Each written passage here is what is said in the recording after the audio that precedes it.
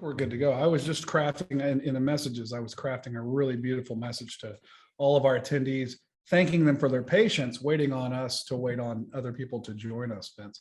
But it would appear that it's time to go. Hey, everyone. Great. Really, really great to have you guys here. I'm Randall Foster. I am Chief Creative Officer of Symphonic Distribution. And with me today is a gentleman by the name of Vince Amoroso. I hope I said that right, Vince. You did. Vince is head of marketing at M Theory, which is a really incredible company that I've gotten to know and work with over the past couple of years. He's been there since 2014. In his time at M Theory, he's worked projects from the Foo Fighters, Justin Timberlake, Walk the Moon, Elle King, The Strokes, Kings of Leon, and Sia, just to name a few. So, so I think he's got some great wisdom to impart with us today, and I'm so pleased to have you all here with us. Vince, do you want to say a word or two about M Theory, and then we can jump into the tactics portion of this discussion? Well, thanks so much for having me. It's a pleasure to be here. I love talking about this stuff, so I'm very excited. Yeah, I know we've got a lot to cover, so I'll keep it brief on the M Theory side of things. M Theory was started about 10 years ago, so I've been at the company for 7 out of the 10 years. Simply, it was started to help music managers and be a service and provide them services.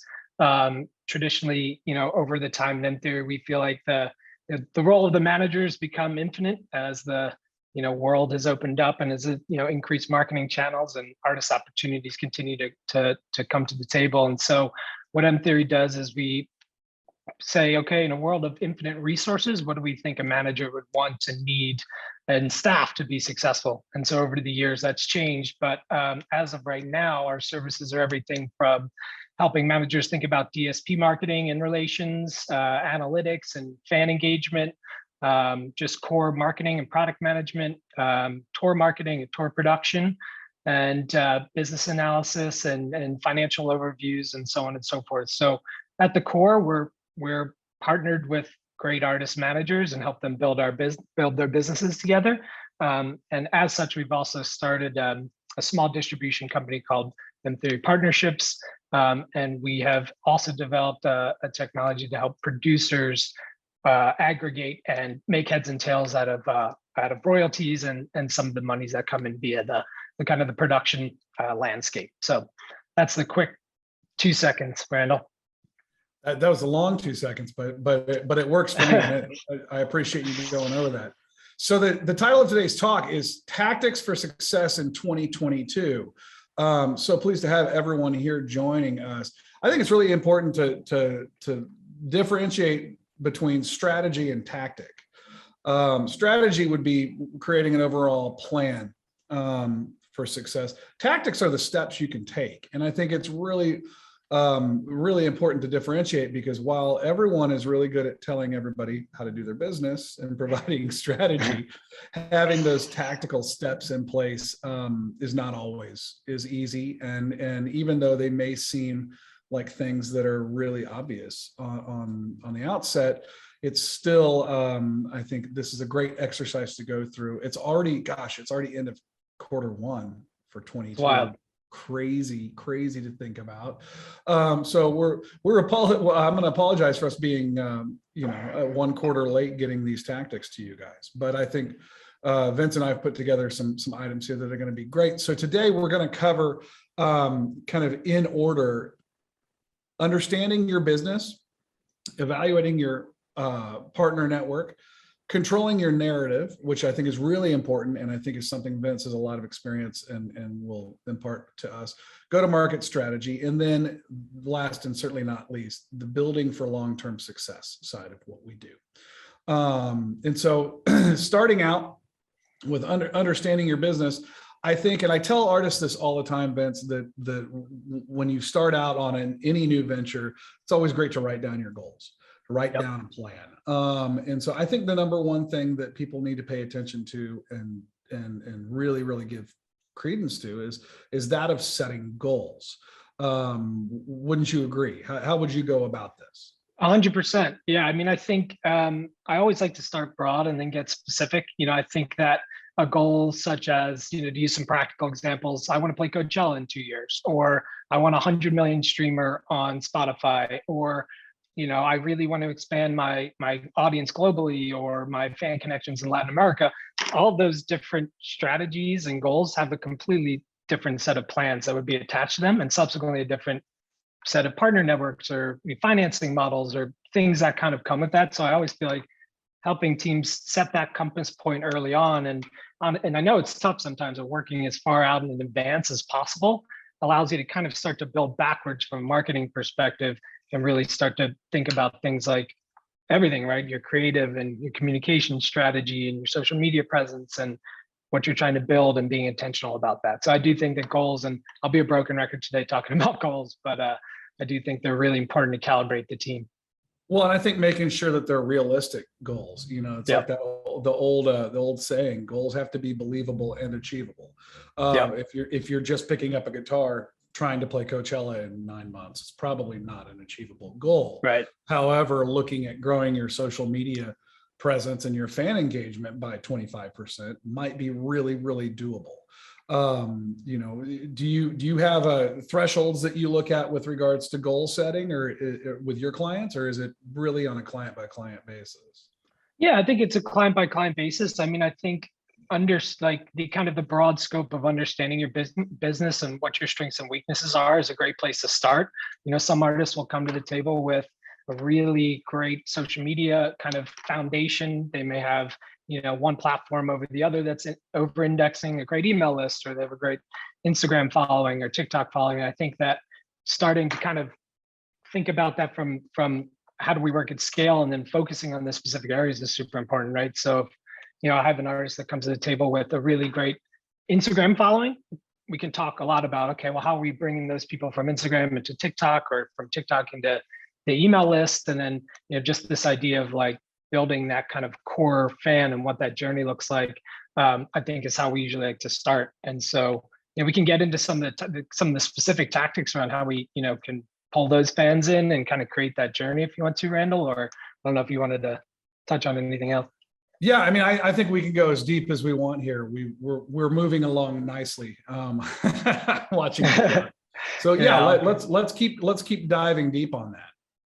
Yeah, I mean, I think the idea of like what we kind of call connected fan strategy, or just developing that core fan, is I think just central to everything we do on the business side, and specifically the M Theory side. I mean, understanding what it takes to bring a fan in via social media, and being intentional about how we're speaking to them, how our content and how our like information flow to them, kind of exists over the marketing time horizon or whatever. But like the idea of bringing that fan in, and then, okay, how are we going to make them a ticket purchaser, or how are we going to make them, convert to a merch purchaser? I think there's ways around digital advertising strategy. I think being intentional about the content, the music, the timeline, the partner network, like we were talking about, Randall. Like, are we going with an indie label that's going to help? Are we going to talk about a distribution option? Do we like kind of doing it on our own? Is this a major label conversation? Like, I think starting to kind of evaluate your partner network as it pertains to the kind of the specifics about what you're trying to accomplish on the fan side of things is also super important. And I do think that like we live in a world of kind of everyone's drinking from a fire hose of content, and I think it's really hard to cut through sometimes. And I know the stresses it puts on everyone to kind of create consistent content, but I do think being intentional and authentic about the content you're putting into the marketplace is super important. If it's just specific messages behind Instagram posts, or TikTok strategies like doing demos or reaction videos or duet videos, whatever feels authentic to the artist, I think is a great place to kind of double down and start when you're getting going on a campaign. Yeah, and I think you mentioned conversion from platform to platform, and I think that's one of the, at least as I encounter it when I'm talking to artists, managers, labels, it's one of the hardest things to really whittle down is what is the conversion? How do you convert? How do you convert that viral hit on TikTok to massive adoption at Spotify? We've seen this a number of times, and it is, for us, for what I've seen, a nice mix of digital ads, And then internal messaging with regards to TikTok posts, I think has worked well for us and for the clients that I've been privy to there. But it definitely remains one of the biggest challenges. You know, I say this all the time, and I'm like a broken record, but in this day as a musician, it's no longer good enough to just be good at music. You also have to be an expert marketer, and you have to be well liked on every bloody platform that's ever been invented, which is really pretty crazy to think about. Last, under the understanding your business, and then we're going to jump over to the partner network, is the long-term planning side of things. And I do think, you know, so many people that I talk to are working single to single or EP to EP. And I think, you know, the nice thing about long-term plans is they can change. But as part of that goal setting process, I think that there needs to be an 18-month, a 24-month plan. How far out do you recommend at least penciling in a general plan for an up and coming indie artist? Yeah, I mean, as far as you can go, honestly, I think we live in a world where the kind of partner network that we're tapping into, the DSPs, the agent side of things, like things are booking further and further out in advance. You know, even if you just think about, Miranda, like DSP programs, right? Apple Up Next or On the Rise or YouTube Foundry, these programs are, booking 6 to 12 months in advance. And I think if you're approaching those partners with a more of a short-term strategy, it's harder for them to see the kind of forest through the trees in terms of where you're going and what you're trying to build, and then how they can get on board early to be, okay, in 6 months you want an EP drop, and in 12 months you're going to do a headline tour of North America or a support tour. And then, okay, I see you're going to Europe in Q1 of 23. So that's an interesting time for maybe, some of our European partners to get on board. Like, I think being able to have that framework and bring it to all the team members is super, super important. I mean, just in terms of booking shows, securing partner placements, like where you're going to need more of your content, less of your content, where you're going to need time for promo opportunities or press and TV, like all this stuff books up so far in advance. So I think the more you can get ahead, the better you're going to be. Yeah, I absolutely agree there. Let's move over to the partner network and more overly evaluating your partner network. It's said that it takes a village, and sure. No matter how great an independent artist is, or even an independent label is, they can't do it by themselves. And it's, many have tried and many have failed, but I think it's really important to understand the partnerships that every single one of you need, at least periodically, if not full time, and how those intersect with each other. Just to name a few, I'm talking about items like an entertainment attorney, your lawyer, the manager, business manager, booking agent, label if you choose to have a label, publisher if you need to have a publisher. PR, so important. Sync representation is another item that I think is often overlooked and typically gotten to late in the game. Obviously, distribution partner, you can't get your music out without that.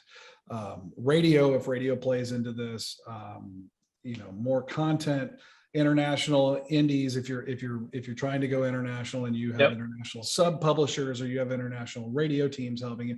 I think the list goes on and on and on, but I think starting with lawyer and manager is a pretty good spot to start. As most artists, I think, need people to help open doors and need people to have relationships. You guys, I know, are focused mostly on the management aspect of this. With regards to, what comes first, chicken or egg, lawyer or manager? Do you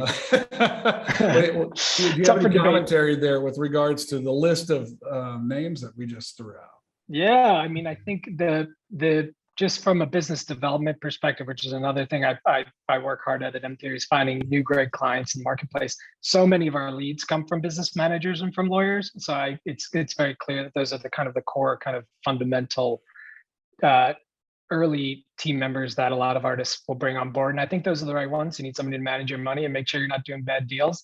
I think having a manager come into the fold soon thereafter makes a lot of sense. I just think that's when you can start to look at your business holistically and go, okay, where am I? What am I doing? What am I trying to accomplish? And if you have an artist that comes through our door that's huge on sync, or developing a really amazing merch business, or is crushing hard tickets, or doing really great festivals, I think that's when you can start to say, okay, well, in a world of infinite amount of partners, which ones are the right ones for us? And then how much are we gonna have to go out of pocket? Are we going to do the right deals if it comes to distribution or if it comes to label?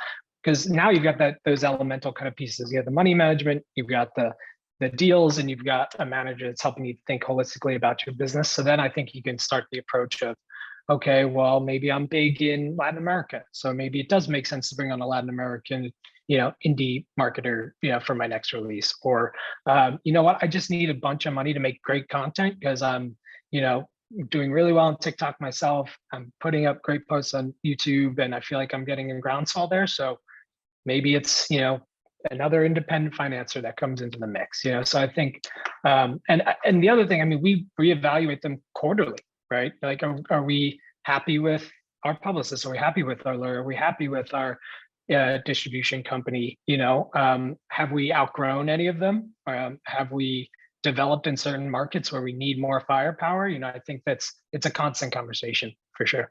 But I do think that kind of the elemental pieces, would be the business manager, the lawyer, and the manager itself.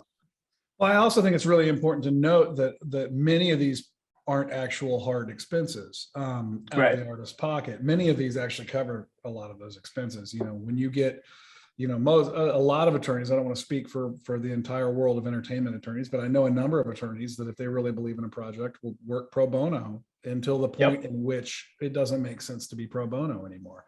Managers, obviously, in most cases, eat what they kill, taking a percentage of the revenue and value they bring to the artist.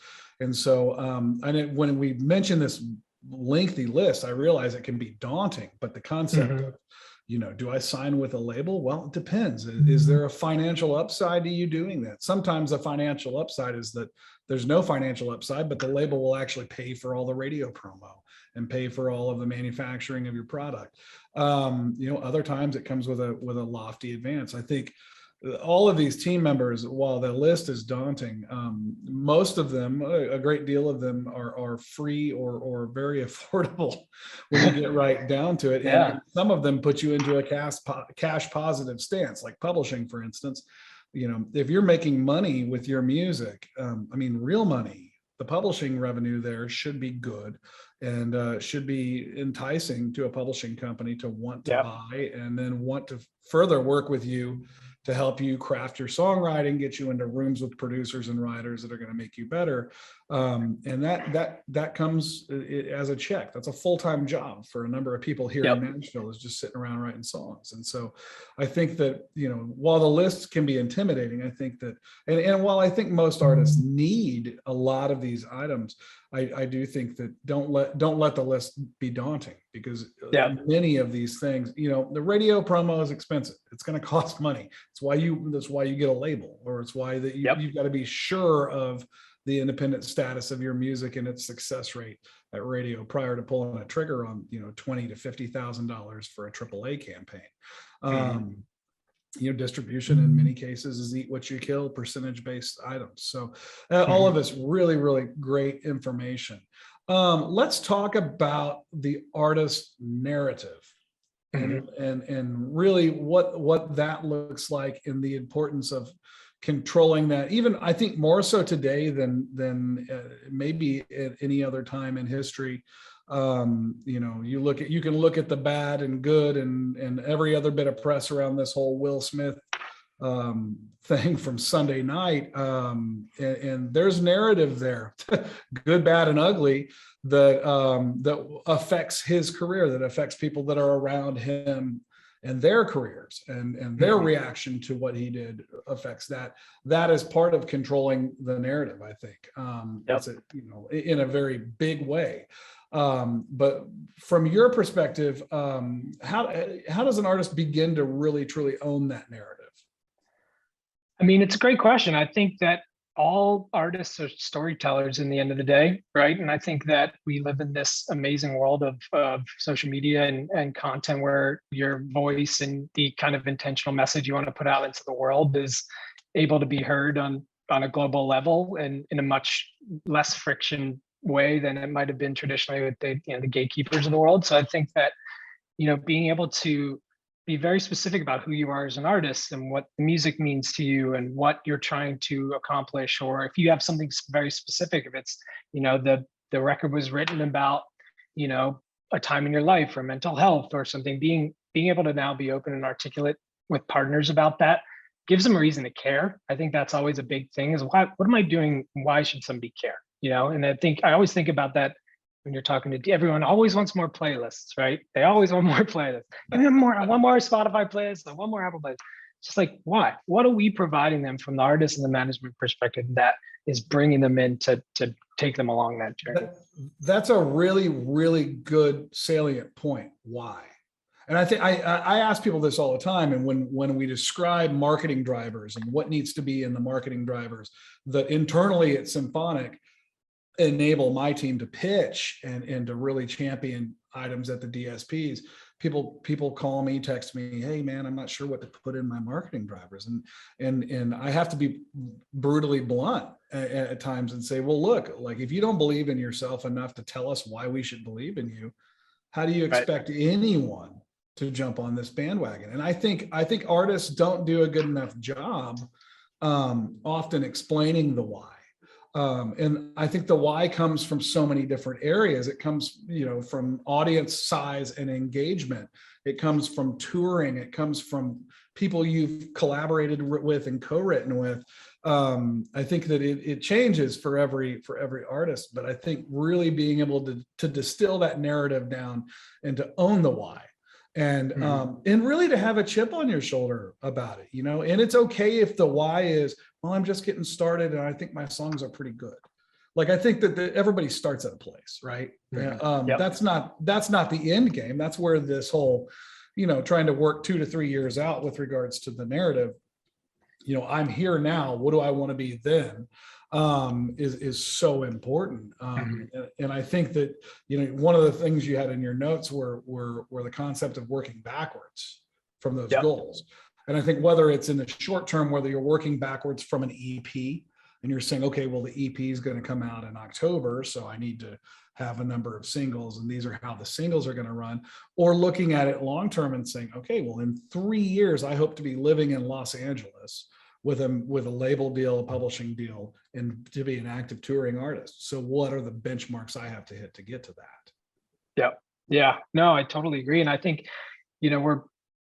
it's all part of that emotional connection that you're creating with whomever it is, if it's a fan or if it's a partner network, right? You have to get your label to care. You have to get the playlist, the mood-based playlist person at Spotify to care. You have to be able to be walking in there with this, with some intentionality in what you're trying to accomplish from a music perspective. And I think that, like, talking openly about that stuff too is saying, I want to be in LA in 3 years. Like, this is how I'm going to do it. I'm going to grind. I'm open to sessions. Like, I'll do a remix. I'll do a collab. Like, but it's, maybe it's all under the guise of, I just want to put good vibes into the world. Right. Or maybe it's, you just are like, I don't know, I'm writing a sad record. And like, this is the journey I went through COVID. I mean, we've got this artist, David Kushner, right now, who is just writing these really authentic, we could call them ballads, but he's teasing them on TikTok. He's looking at the camera, like, you feel what he's going through, and the songs are having a lot of success just because I think he's a guy in his bedroom that is playing music that just is connecting with the fans. And then we're able to go take that story, right? What's happening on TikTok or elsewhere on other platforms or other social platforms, and go back to partners and say, look, this is why you should care. Like, it's resonating with fans. What he's doing is 1-to-1. Like, we're not touching this thing. And I think there's something special to being part of those campaigns. Yeah. The other thing is that, go ahead. Sorry. No. Go ahead. I was going to say the other thing about that, the fodder to talk to partners with as being part of that narrative, part of the why there is if you want to get to like the real brass tacks of it, have a talk with a booking agent.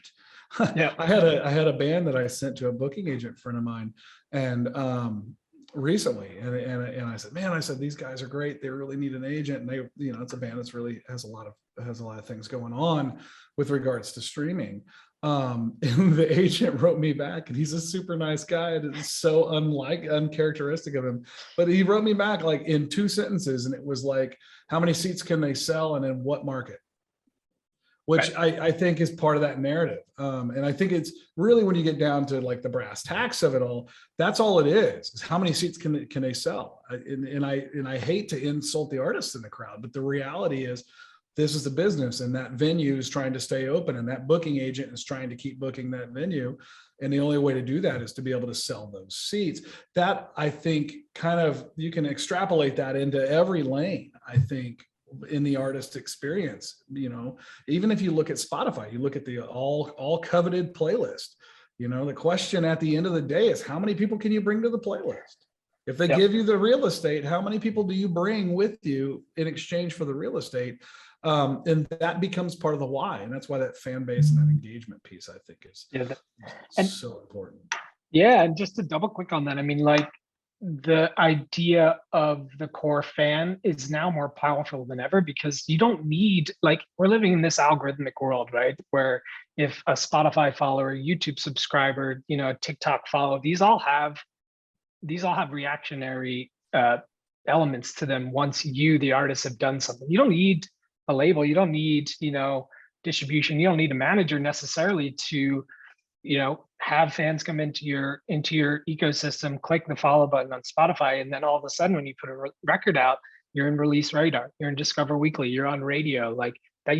Nobody's touched that, right? Like, that is you having a direct fan connection that's having a result that has, you know, this one has monetary result to it, but like the power of a Spotify follow, the power of a YouTube subscriber notification, you know, and obviously the partner networks, that drives the algorithm, that creates this churn within the systems that now you can go back and say, I already am having success on your platform without you ever touching it. Like, that's the crazy thing. The independent artists can do that now with, you know, the technologies and the social media tools at their disposal. So I think it's really empowering in some ways to find ways to double down on those strategies when you're talking about, you know, sure, we're all talking about, you know, music, but I think that always on strategy of social media and making sure you're developing the right fan connections in the right places, the power of an email list subscriber versus the power of a Spotify follower versus the power of a YouTube subscriber. I think all of them are important, but there's definitely that algorithmic churn that can happen, which is so empowering, I think.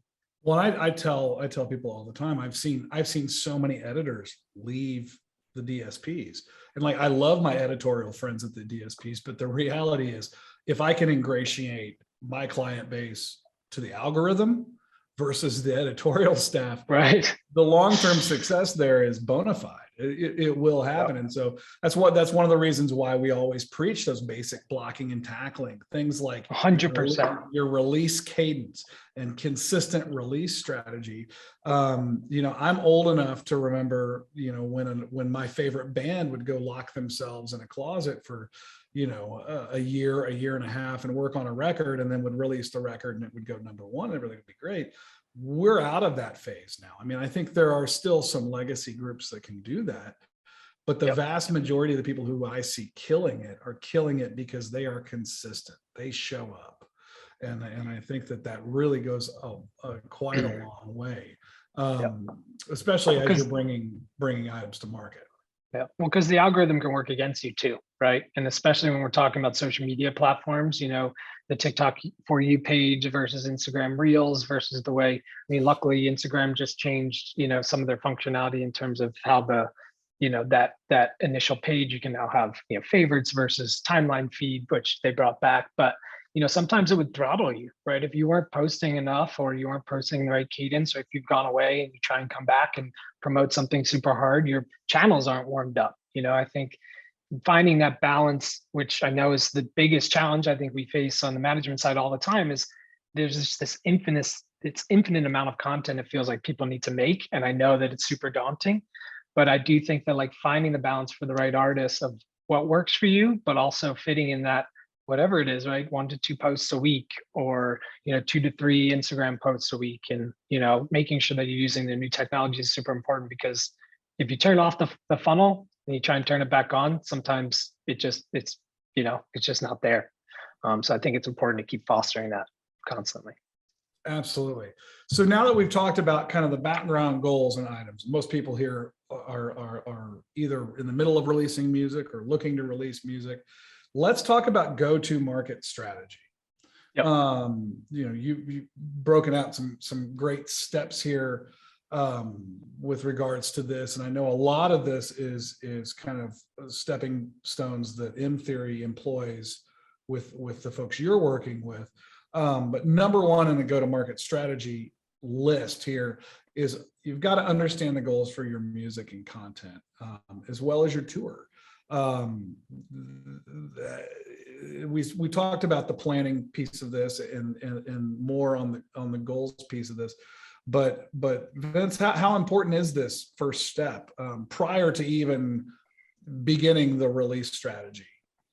I mean, I think it's probably the most important, right? Because I think you're trying to build the right plan that has the right outcome for you, right? And if we're talking about an artist coming to the table saying, I have this body of work, maybe it's an EP, maybe it's an album, and they want to tour off of it, I think starting to work back from where that album comes out in relation to how that tour goes up and on sale, and how we're talking to our agents about setting that tour up, that's blocking and tackling number one, right? I think the thing we talk about when an artist comes through the door most is going back to the business piece for a second, just like the monetary aspects of it, right?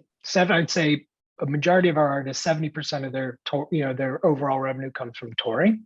And I think that it used to be like an aha moment for people. I think it's not so much anymore, but coming in and saying, well, if 70% of our revenue is coming from touring, but we're spending 90% of our time on music release strategy or our merch business or something, all of that is right, but shouldn't you spend 70% of your time in the touring piece and then layer in the elements of the business that kind of follows? So we always are thinking about trying to optimize for touring success, if that's a goal, right? Just because it has such a big monetary kind of outcome for our artists, and then everything kind of layers behind that, right? So if the album's coming in Q4 and you want to tour in Q1, great, we'll put the tour up around the album, work backwards from there. Okay, how many singles do we want to? We think, it's a AAA or alternative record, so we might want some more time spacing between singles to let them build, versus maybe a pop campaign that could be a shorter time horizon, right? So now we're working backwards all the way up to that first content release, and then talking pre-release too, which I could talk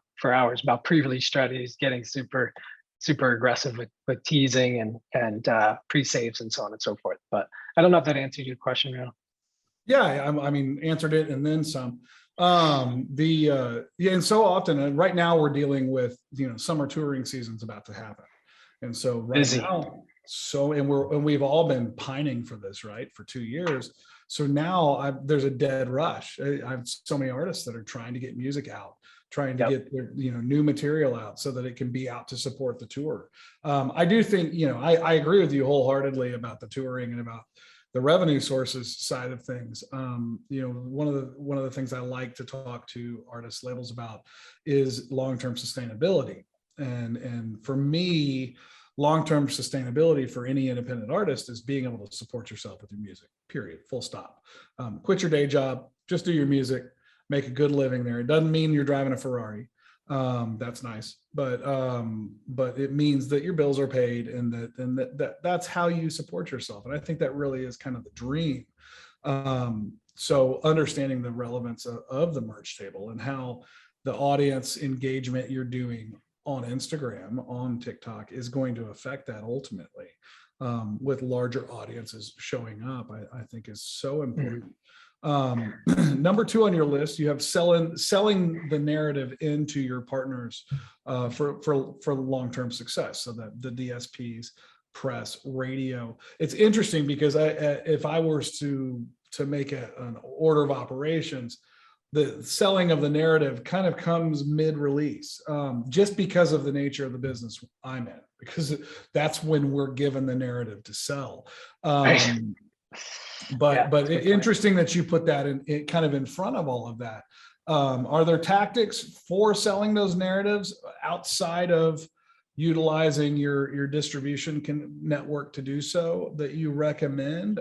Is it about hashtags and about tagging editors where you can? What's your recommendation with that?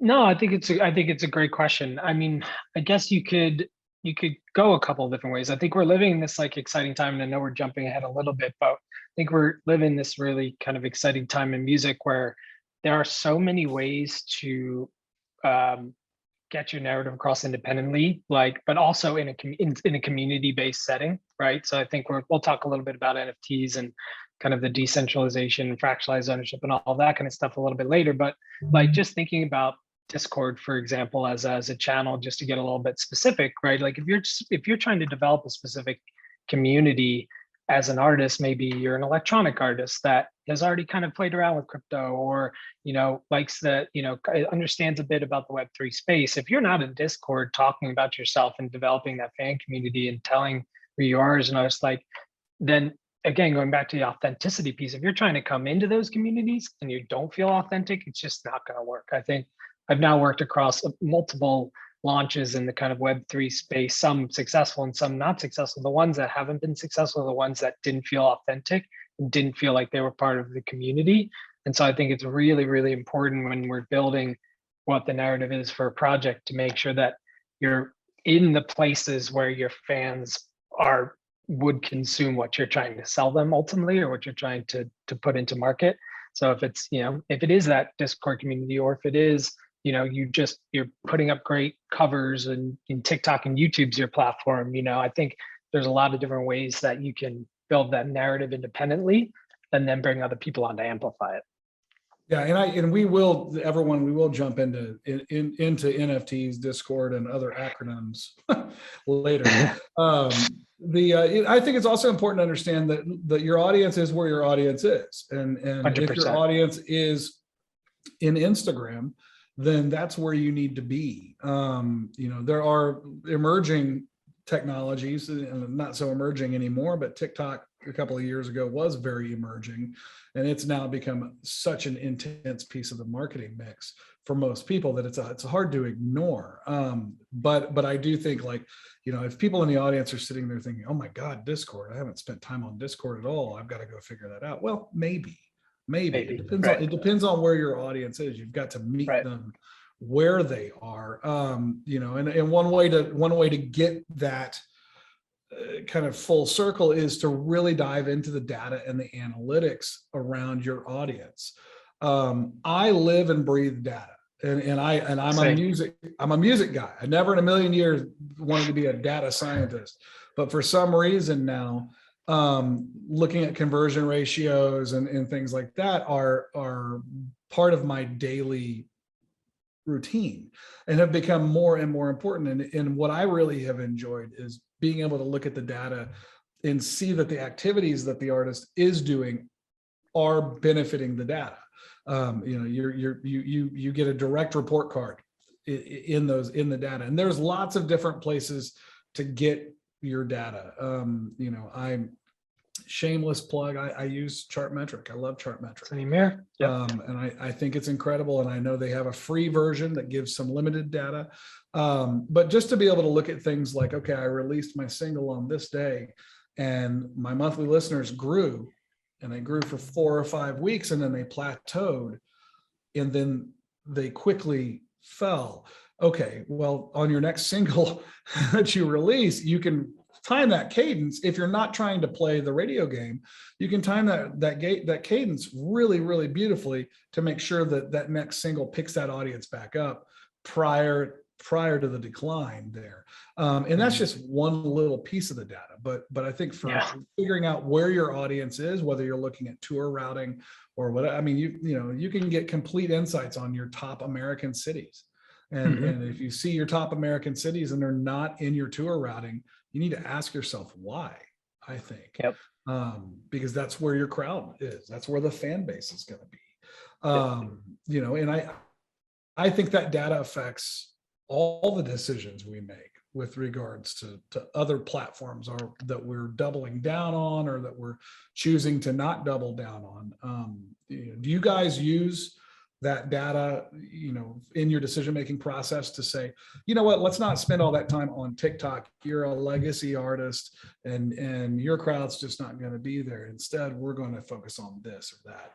Is that part of the 100%. discussion for you all? Yeah, 100%. I think the exciting thing, kind of going back to the independent artist mindset, is that all these tools are available to artists. Independent, you can open up Spotify for Artists or Apple for Artists or Amazon. Like, all these dashboards were built to give artists a better insight into their DSP business. And obviously all the social media apps have their own backend dashboards for analytics.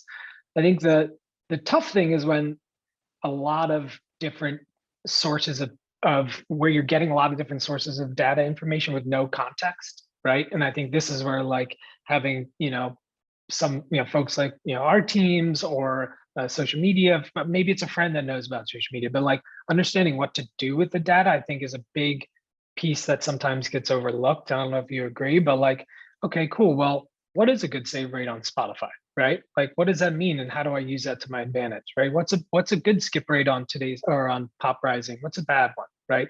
And then what are we doing to affect it positively going forward, right? And I think that, like, save rates and skip rates and engagement rates, so on and so forth, just using Spotify, for example, that's an element of showing that partner that your song is sticky within their system, and I think that, like, for any artists out there, I would say familiarizing yourself, even at a base level, with the DSP backends, I think is just super important, so you can kind of understand how your music's performing, what your territories are, even at a base level. You don't have to get super granular about certain things, but just at a base level, like you were saying, like, it's surprising. It always surprised me opening up for Spotify for Artists and seeing, holy, oh my God, like, Nigeria is the #1 territory for this artist. Like, what are we doing? How are we capitalizing that? Why is it happening? Can we deploy marketing dollars there, advertising or budgets, or talk to a local partner network that can plug us into press opportunities? Like, the data can be super, super useful in long tail marketing. Well, and I think you brought up a couple of things that kind of piqued my interest here. One of the things, the questions you have to ask yourself internally, if Nigeria is your #1 territory, is that by accident, or is that because someone on your team decided to pay for botted playlists? There's a lot of times I get on a call with an artist and I'm like, all right, tell me why Jakarta, Indonesia loves you. I need a story. I need a story. And it's funny because I've called people out on it, and there was somebody I called out for in an East Asian country. I can't remember which one it was. And they actually had been featured on a television show in that country, and so it was real. It was absolutely real. But these are red herrings that I see, and if I see them, that means the DSPs see them, and they're going to ask themselves, is this a real fan base? Is this something that's bona fide, that's going to show up to platform, or is this just fluff? And I think that I'm a big advocate for not paying for followers and not paying for playlists and things like that. I like you mentioned skip rate. The best skip rate on any playlist is 0. If you're on the playlist properly, it's 0. I've got another artist who's really a pop artist, but some of his early music was country, and he ended up on a bunch of Jason Aldean playlists, and much to his chagrin, and he can't get off of them. But they kill his stats because the skips are really real, and the DSPs are grading us all. They grade the distributors, they grade the artists. They are, every move you make, they're grading your follows, your saves. They're it's not just about the number of streams you have, but skip rates are effectively a ding on your credit score. And so I think you have to be really, really aware of that as an artist, and understanding that there's places and playlists that you belong in, and there are places and playlists that you don't belong in, and getting with the wrong crowd and having them all show their distaste for you ultimately will really hurt you with regards to the algorithm. Yeah, totally. And I know we said it earlier, and I know we're coming on time here, but that the idea of that one core fan hitting that song within Spotify, let's just use for example, that will show high save rate, low skip rate, It'll show that it's coming from, lean in audience. So like users searching the song, saving the song, that information, Spotify is mega important, right? Like that is how they show reactivity of a song, engagement, stickiness of the record. And if you have a lot of that going on before any playlists come into effect, you're already setting yourself up for what could be a really successful first single. But it does go back to that. You have to get the fan to come and hit Spotify first. And how are you developing that connection over time, I think.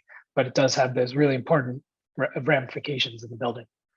Absolutely. I'm going to jump ahead a little bit because I did just look at the clock and realize that you and I are rambling on. Thank you to our crowd here. By the way, we will have questions at the end.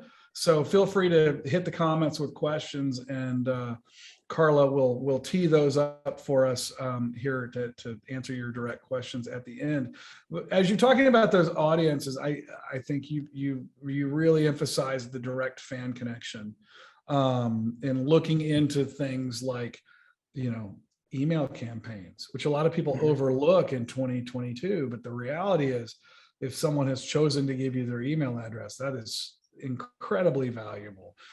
There's now text services that are really, really great for fan engagement. I have a lot of bands, a lot of friends that have been utilizing those. On direct fan strategy, is there any one that kills them all to you? Is there a strategy to rule them all, or is it get in where you fit in? I think it's a little bit of get in where you fit in. I think that if you can find something as intimate, if you can develop a connection as intimate as an email or a text, I mean, I think just in terms of long-term kind of career development, I think those are always the places that have higher CTR, click-through rates, have higher engagement rates. I think the average text conversion rate for a while was 30% click-through, which is really, really high, right? And it makes sense. If you're getting text to your phone, it says, hey, I just put up my tour or something, like that's as pretty much as immediate and of a roadblock as you can get versus, something that may get buried in your Instagram feed or in Facebook or Twitter. And so I think that it is a bit old school, but I do think like email lists is still super important. I think text lists are important for the right artists. Some artists may not be. And then I would kind of bucket out the next as similar to our algorithmic conversation. The places where the follow means a lot from an algorithmic perspective. And I do think that a YouTube subscriber and the ability to have that bell notification turned on for shorts and for new content and have it show up in the feed, super important. Spotify follower for all the algorithmic reasons we discussed, release radars, your daily mix, like that's where those get served. So I think those two definitely have some serious ramifications from an algorithmic perspective. I don't know if you've seen anything else, Randall, but I feel like those kind of email, text, Spotify follow, YouTube subscriber, those are pretty meaty. Yeah, absolutely. And I think that we can't be afraid to ask for help as artists. And I think, there's something really powerful about a really earnest ask for a follow. And I've actually had direct message campaigns come to me. It was funny because I posted something on my Instagram about how much I loved this artist for having the gumption to send a message direct to me, even though it was, a shotgun approach, saying, hey, if you would do me a favor, I know you follow me. Would you please go click here and click follow in Spotify? That way you'll know when my new music comes out. And I thought, there's a lot of audacity to it, but at the same time, it really endeared her to me, because I thought, man, if she's got, the gumption to ask me for that, the least I can do is go click follow. And the cool thing about follows and subscriptions is that people don't categorically unfollow or unsubscribe. 100%. They're really, really sticky. It's not like even your email, the email marketing is, people can get tiresome of that and they can click unsubscribe in your email marketing, but you actually have to take a number of steps to go in and unfollow somebody. And for most artists, that's not that number is going to be negligible. Looking at the basics of all of this with the socials, just if we're going to create a checklist of items like, it's 22, I haven't really paid attention to this in a while. You blocked out some things here that I think are really pertinent. Things like checking your links in your bio. especially with Instagram, because your link needs to be whatever your most relevant call to action is. Just your website doesn't cut it if you're trying to push a pre-save. People can't click links from the story. So checking the links in bio, refreshing the playlists on your profiles. And this is one that's really gotten a number of artists that I've worked with, making sure that the skins on all your socials match for whatever the current call to action is, or if there's no call to action, and just making sure they're unified. Yep. So that the skin on your Facebook isn't talking about a record from 2 years ago. 100%. Yeah, it's one of my biggest pet peeves. I think when we're in mid campaign and you get a light box on a website from pushing a product that's 3 years old, or it's just very simple. And if you're not pushing something, to your point, just make it evergreen. Something that even if you do forget to update it in 6 months, like you go back and it's an artist image or press image or just your logo, just something that's evergreen, that doesn't feel dated. I just think that it's just an immediate indication that something hasn't been taken care of when it should be pretty uniform. And there's so many great link and bio solutions now too, where even if you're not pushing a product, and I'm sure you know a bunch of them, but like you can have some really great just evergreen links that stay in there that kind of can have email sign up, they can have Spotify followers, they can have YouTube subscribers, all kind of nicely kind of packaged in there. So even if you're not pushing something, I think it's always good to have a general bio solution.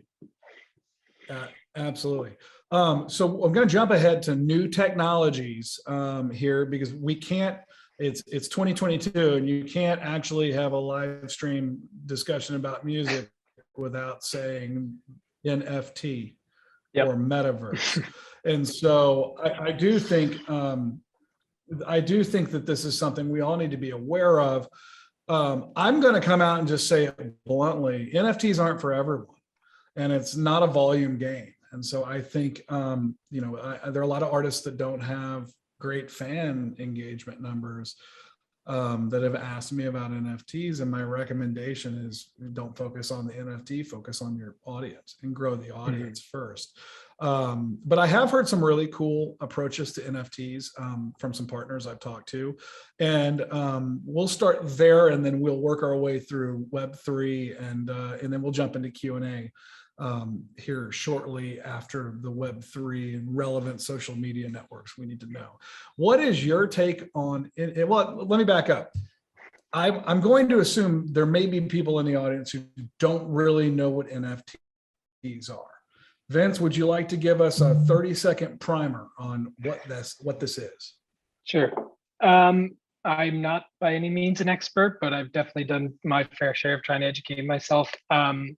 I think the technology is the interesting piece to me, right? It's an NFT, in my understanding, is digital ownership that has a specific code that has been minted and is set in stone within the blockchain, that at any time period, if it's whatever the digital piece is on the other end, you're now digitally able to claim ownership simply as you would, getting an iPhone or buying a t-shirt. You own that piece, right? That is yours to own. And the way it's authenticated is through blockchain technology, where it's storing a unique code that is associated with that purchase. So I think when people think about NFTs, they immediately think about buying JPEGs or, whatever it is, right? OpenSea and those formats. And you're right, you're buying digital art, but I think the idea of the NFT is the technology first. It's a digital contract showing you own whatever the other digital piece is on the other end. So the digital piece on the other end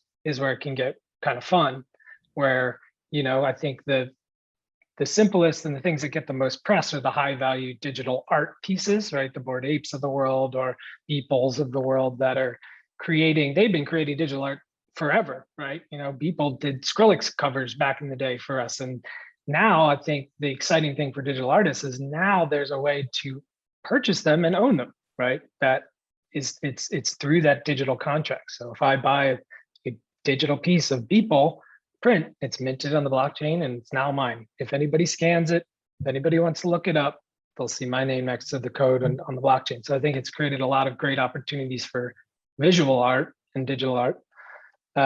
So I think from there, there's some really other exciting applications. I think The two I would bring up is this idea of fractionalized ownership, this kind of fractionalized IP ownership. So being able to sell portions of your music into the NFT community, where you're essentially saying 1% of publishing, is up for sale for a Diplo record, or I'm selling 1% of the master side of the recording, and kind of this decentralized ownership model. I think there's some interesting things there. And then the last piece, we could talk about this for hours, but the other interesting piece to me is that this tokenized fan community idea, where it's essentially when you're coming into a fan community, just like anything, if it's a Patreon or the kind of the other fan community services in there. The interesting thing is it's usually a one pay model where you pay per month and you get whatever the content is, right? So if it's $10 a month for Patreon, you get your suite of B-sides or whatever.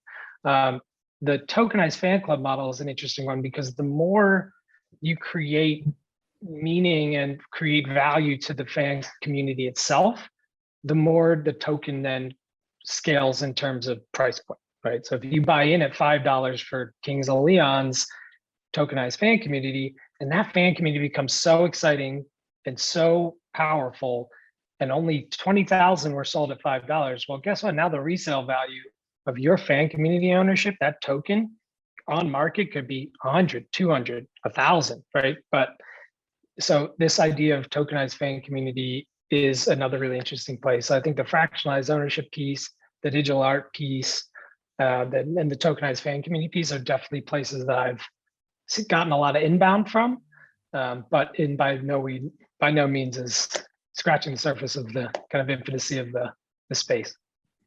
Well, I think that on the NFT front, I think it's really important to understand that there's no like market equivalent in value there. It's not like crypto where you Right. can look at any given time and say, oh, well, my Ethereum is now worth Right. 25 grand instead of 20.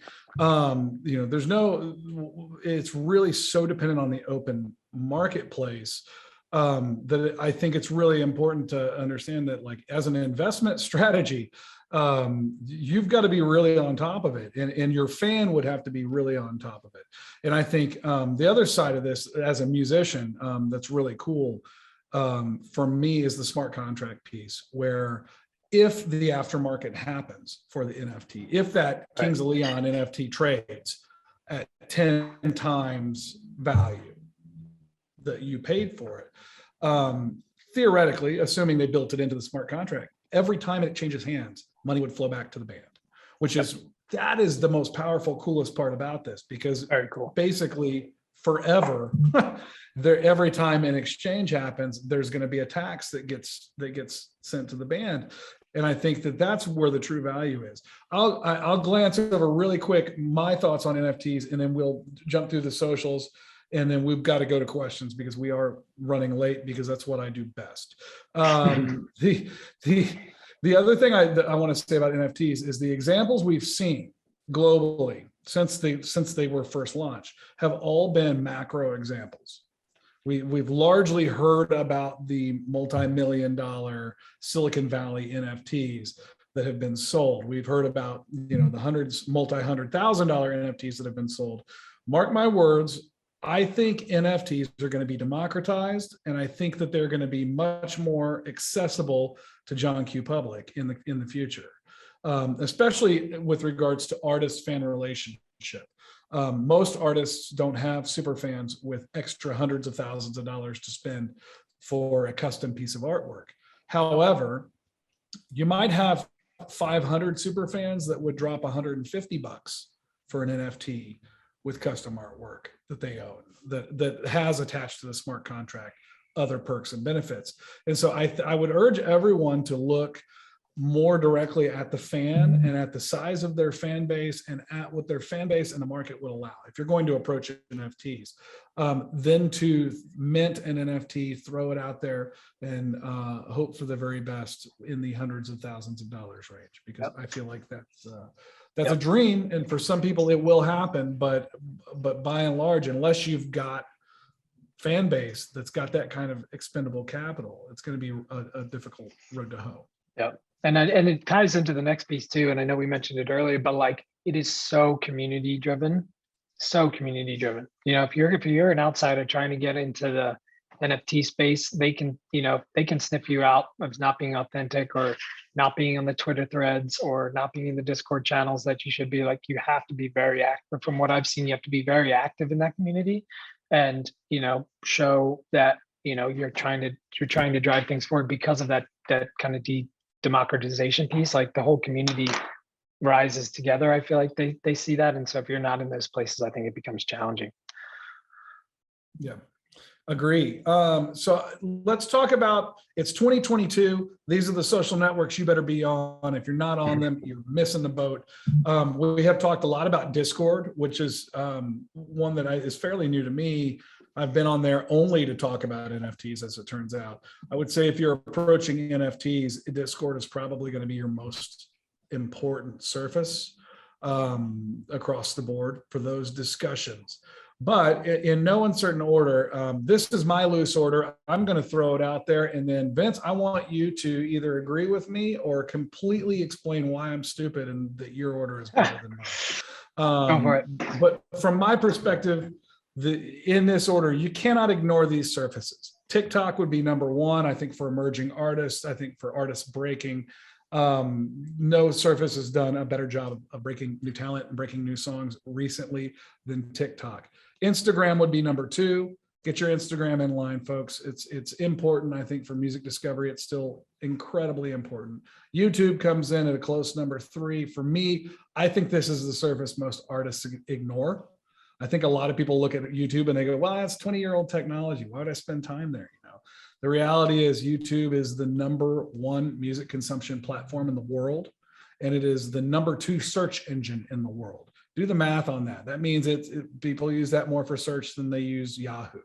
And nobody uses Bing anymore. So YouTube, incredibly important. Discord is in there next, along with Twitch, which for that direct fan engagement, like Vince talked about, the live stream capabilities and tip jar action at Twitch is great. I have so many bands that have utilized that, especially through the pandemic, and have used it as a way that their fan base just knows, you know what, every Thursday afternoon at 2:00, the band's going to be on. I can go hang out. They've got a tip jar. They'll play cover songs for me. Good stuff on Twitch. Facebook, I think, is still important, primarily because of the calendaring aspect of Facebook with live events. Otherwise, it's a lot of folks checking out pictures of their grandkids. And then Twitter, I think, is a little less relevant. I think it's still important, but I'm not seeing fan conversion happening on Twitter like it is on some of these other platforms. There are other platforms that I haven't named, but these to me are the things that if you're not working on these surfaces in 2022, you miss the boat. Vince, yep. Agree or disagree? I would agree. There's two caveats. One, I think we missed when we pre-game for this is Snapchat. I mean, Snap, like, I think is one of the most overlooked. Like, I think the last monthly user reporting rating was something in the 356 million monthly active users on that platform. It had its moment, I feel like, you know, whatever, 10 years ago, but I mean, it is fully active and reactive lenses, the advertising functionality within it. I just think it's like a little less, you know, reported on these days, but we've had artists recently that have adopted it and started posting similar content to TikTok or whatever, short form video, and are almost starting to see engagement as high as their TikTok followings on it in certain instances. So I definitely throw Snap into the mix. The rest I totally agree with you on. I might bump Twitter up a little bit. I feel like it's having a moment again. Like, I feel like it's like Twitter threads are like where tons of chats go on. I do agree that I don't think there's a ton of ROI in terms of the way that TikTok may move DSPs and streaming services, but I do think that like the community that Twitter kind of continues to foster and create is a little less stuffy to me than it used to be, and Spaces is a great functionality for people to kind of talk about. You know, I think again, going back to the Web3 piece, like a lot of Twitter communities and Twitter threads, I feel like are part of that space. So I might bump Twitter up, but I agree with everything else. Okay, awesome. We're going to leave the metaverse for another discussion, in that I think we could spend all sorts of time there. And to be quite honest, Oh my it's God. quite unproven at this point. That'll be for the 23 chat. I Yeah. want to go to some questions because this great audience has given us some fantastic questions, and Carla Yeah, has thank sent me them. And so let's just run through some of these. Looking at the first question being, what is an example of a strong marketing campaign that you've seen for an artist that's cost effective, doesn't cost $10,000 plus? I can start this and I'll let you follow up. I think that good marketing campaigns are scalable. And I think that it doesn't cost a gazillion dollars, especially depending on the size of artist you are. I think that if your budget is limited, I think some of the best things you can spend money on are digital advertising. I think you get real ROI there, you get real reporting there, you can see what your money yielded. You can see track the click-throughs. I think it's really, really, really important. And if you have a limited budget for marketing, my recommendation is almost always to start with digital advertising. Vince, do you have some examples of some killer marketing mixes you've seen in the 10,000 Yeah. range? Yeah, some of these artists we work with, some we don't. I think Claro, there's a couple artists. I think Girl in Red and Claro and Ash, they're kind of the similar ilk, come to mind immediately. I think that Girl in Red's last record, she obviously had a ton of success, but I think she really did it on her own terms from what I was watching. Like, again, I know kind of broken record, but like a lot of her content was raw. It was her in the studio, or it was her singing direct to camera, or it was content types that don't cost a ton of money. And I think they continued that throughout the course of her meteoric rise, right? Like, I think probably the most money they spend was on an outdoor campaign, said who was Girl in Red, but like she was able to develop these really nice, authentic relationships through just doing what she does to camera and posting it on her social media properties. So it didn't seem like it caught, and she's not like spending a ton of glam and all these big videos. Like the video she shot, I think she shot in Stockholm or wherever she was, and it was like her friend shooting it. So I think they rode that authenticity wave in a meaningful way. And I think, the other ones I mentioned, like Claro and Ash, they kind of do something similar where they know their brand and they know their audience, this bedroom pop. Like, there doesn't need to be a ton of money thrown behind content for artists like that. There can be, but I do think that like they knew their brand and they kind of carried it through. And those are just some ones that were top of mind. So can do some more research on that. Awesome. I'm gonna skip a little bit here because we're grossly over time. We spoke about skip rates earlier, Yep. and this is a pretty pointed question. What would you think is a good save rate versus good skip rate on Spotify? I would think it's very much playlist dependent, but wondering if you have a comment there. Yeah, I think it's time horizon dependent. So how far you are out from your song release. It's 100% playlist driven. I think it's a playlist like Pop Rising or other playlists that are updated every 7 days will have higher skip rates, just because I think they're not as sticky and they're not around. Like a Peaceful Piano probably has a really low skip rate because it's updated like every year or something crazy. I think a good industry average carry around for save rate is in that 10 to 15% range. From what we're seeing, I think a really good save rate can be in the 20 to 30% range. If you're anything above 30%, you're absolutely crushing it. And I think you'll tend to see, depending on, again, going back to the importance of the Spotify follower, I think you'll tend to see artists with bigger Spotify following having higher save rates early on, because that lean in audience is hitting the record immediately when it's in the release radar or some of the other advertising tools. So I think you'll see a higher save rate for artists with that bigger Spotify following. But then obviously the skip rate can change over time based off of your playlist ecosystem. So 10 to 15% on average, I'd say 20 to 30% feels good from what we've seen.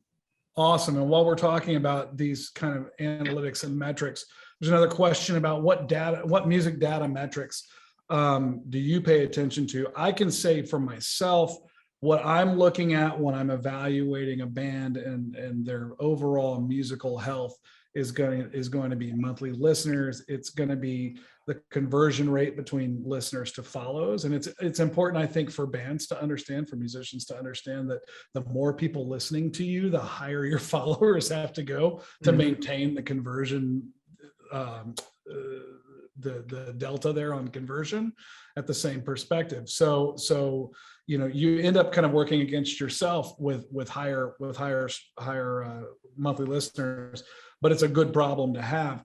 On the social front, I'm always looking at engagement, and just because of the nature of what data Chartmetric has, when I utilize it, I'm typically looking at Instagram engagement for a general back of the napkin kind of math idea on what an artist is doing engagement wise. I think anything 10% or above is incredible. I think anything under 2% is complete garbage. Between 2 and 10% is questionable, and there's a lot of variables there. But Vince, if you are evaluating music metrics, what data metrics do you pay attention to?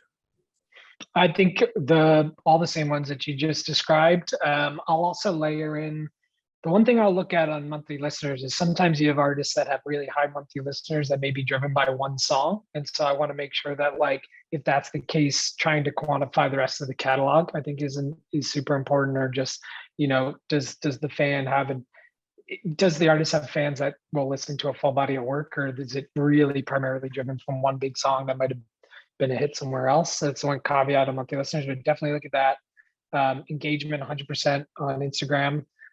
TikTok comments and views, and not so much follows. I'm not, I think the jury's still out a little bit on TikTok follows for me, because I think a lot of people look at their main feed versus the For You page, or, the kind of like where the follow puts you within the algorithm, I think is something that we haven't double clicked on too much. But I do think that, like, views and comments on TikTok is huge.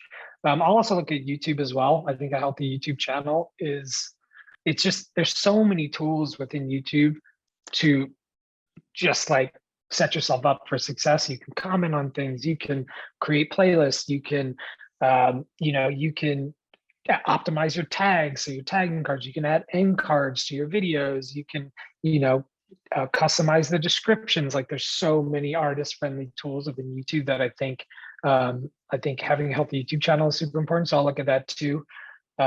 And then just have a cruise through short form video. I mean, I feel like every platform's prioritizing short form video, between YouTube Shorts, Reels, obviously TikTok. And so just seeing the health of short form video, I think, is also something I'll look at. We've got a question about radio, and this is an area that is a bit of an Achilles heel for me, in that it's one of the only parts of the music industry I've not worked in. But the question coming from Ron is approximately how many streams per week would you say makes a track ready to go to radio? Is there a threshold like that? Is there a direct comparison that you would look at as you're advising an artist? Okay, now it's time to pull the trigger on the radio campaign. It's a great question. Every label, I feel like, has a different benchmark for this, or every radio team, I feel like, has a bit different benchmark for this. And I think it's 100% genre dependent. So alternative and AAA records are going to have a much lower barrier to entry from a daily stream or a weekly stream potential than pop campaigns. So I think, and again, it's, I think depending on what type of artist you are, and I'll just give you an example. If you're, a heritage artist like, the Foo Fighters or Jack White, and you're going to alternative radio, you can get away with having 50 to 100,000 streams, a week, or 50,000 streams a week on a record, just because you've already built up so much currency at the format that they're going to play your music regardless. But I think, as from a developing artist, I think for alternative and AAA, and again, don't quote me on these, but you're gonna want to be in that 100 to 200,000 a week range, I'd say, US Nielsen, so streaming equivalents, track equivalents, so on and so forth, before I think you can be competitive on the chart. But I do think that there are a lot of off-platform factors that contribute, that are changing the landscape of radio. I think TikTok again and virality around music and what you're doing culturally. I think its specific formats is super important. Pop, right? Like pop will look at streaming as a big way. And I think those numbers are probably 10x what they'd be at AAA and alternative. You may be in 1 million to 2 million streams a week range plus for a pop radio campaign. But also you can have pop success if you're having a really great TikTok moment, or if you're having, a really great press moment, or, vice versa. If you're at AAA and you just played an NPR session or KCRW, like going back to stations and showing that the campaign is more than just streaming, I think is really important at certain formats. So those are some rough carry around numbers. They change, but hopefully that was helpful. Awesome. And some of that answer actually answered other subsequent questions from Ron. So we are 20 minutes over, which is fine because this has been a fantastic, lively conversation. That's been great. Probably keep going for another hour if they would let us. Vince, thank you so much for joining us today. Everyone in the audience, thank you so much for joining us today. Once again, I'm Randall Foster with Symphonic Distribution, and we appreciate you being here today to enjoy this live stream on tactical success for 2022. And a hearty thank you to M Theory and to Vince for being here and joining in the conversation. I assume if people want to find you with subsequent questions, you're on the social media networks somewhere. I'm out there. You can find me. Yeah. So, well, thank you guys so much. Awesome. Thanks so much for joining us, everyone. And we'll see you for the next one. Yeah, this was fun. Thank you guys. Thanks, Randall. All right. Bye-bye. Bye, guys. Bye.